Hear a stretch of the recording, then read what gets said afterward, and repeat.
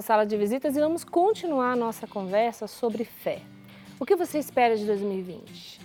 Né? Você está desanimado pelo que aconteceu na sua vida durante o ano de 2019?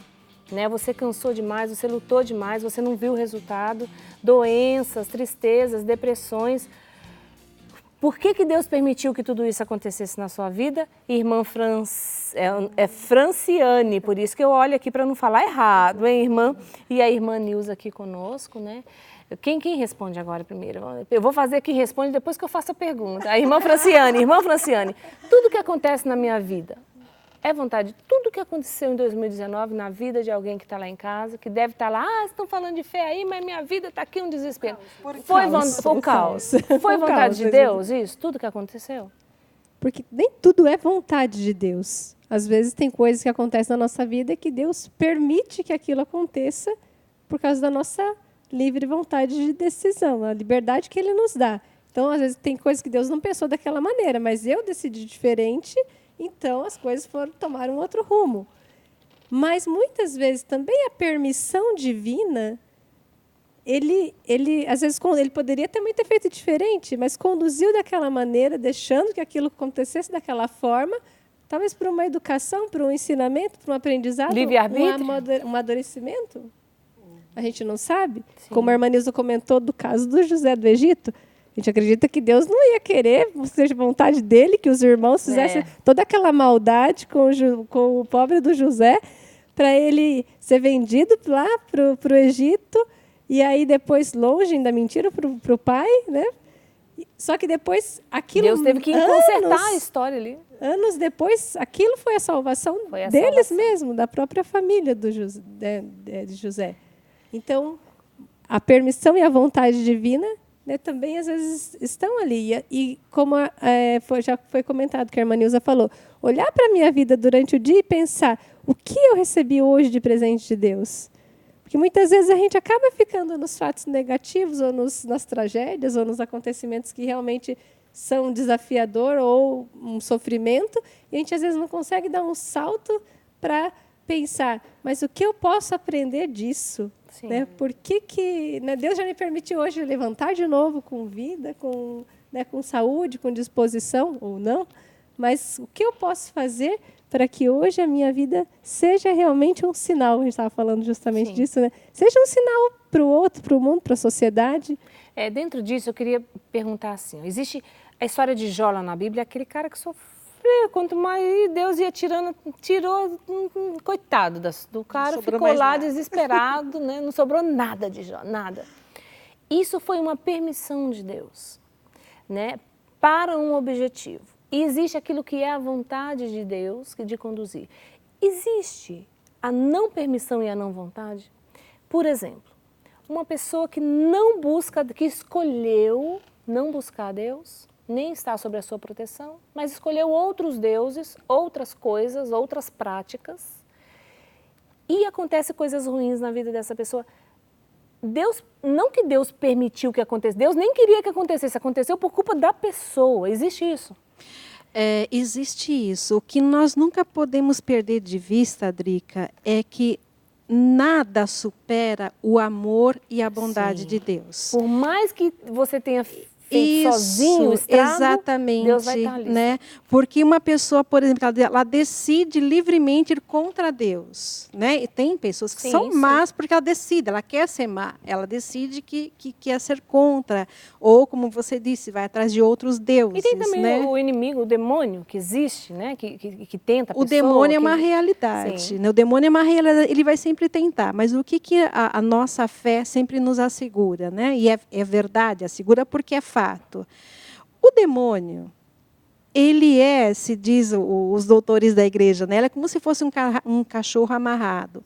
Ele só pode tentar uma pessoa até onde Deus o permite. E se Deus o permite, essa tentação do demônio, é porque Deus é capaz de, por meio de todos esses acontecimentos ruins, tirar uma mensagem boa ainda maior.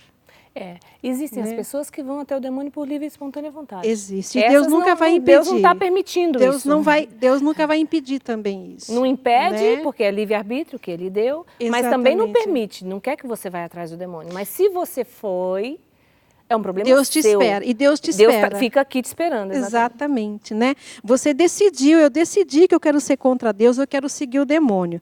Deus não vai tirar a minha liberdade dessa decisão. Mas Ele vai sempre estar te esperando. Ele vai estar sempre me esperando e no meio da minha vida, da minha caminhada, na maldade, Deus sempre vai colocar oportunidades para eu voltar. Sim, é verdade. Esse é o amor de Deus, compreendem? Então eu estou praticando o mal, mas Deus está colocando 1000 atalhos no meu caminho para que eu volte a fazer o bem. Talvez essa conversa aqui de hoje...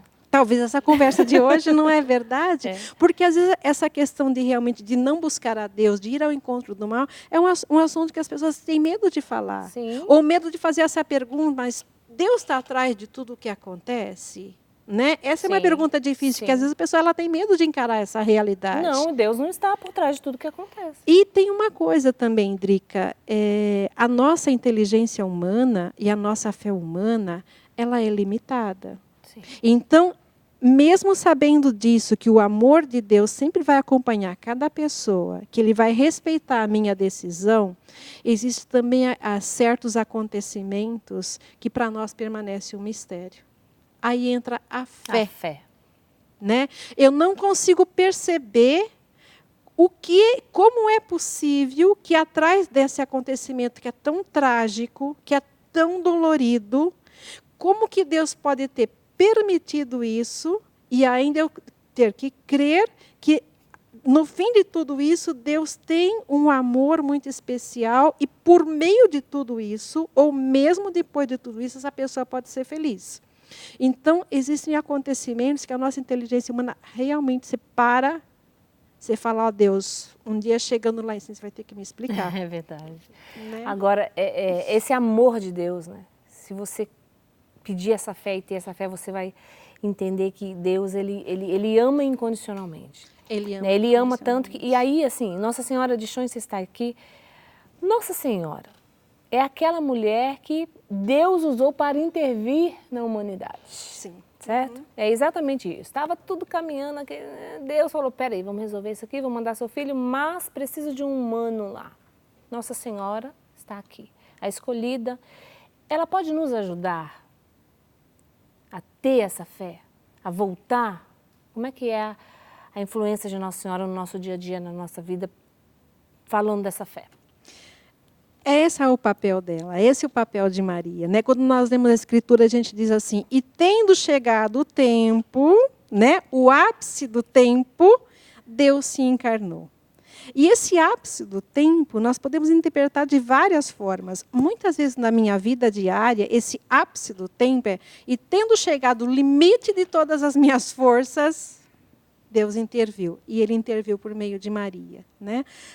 Maria é aquela que está sempre presente, é papel dela ser essa ponte, né? que torna Deus mais próximo das pessoas, ou torna a nós mais próximos de Deus.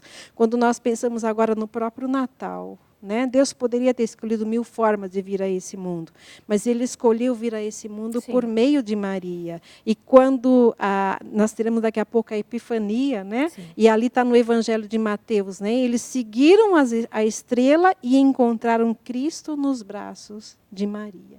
Entraram na casa e encontrar o menino e sua mãe. Hoje também é assim. Talvez nós vivemos num tempo de muita escuridão, de fé também, né? De muita incerteza, de muitas perguntas, de muita coisa sem resposta.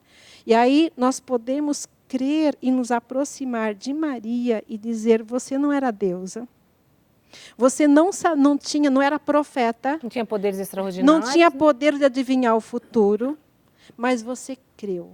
Você permaneceu junto do seu filho, desde a concepção até a sua volta, né, a Deus, volta ao Pai.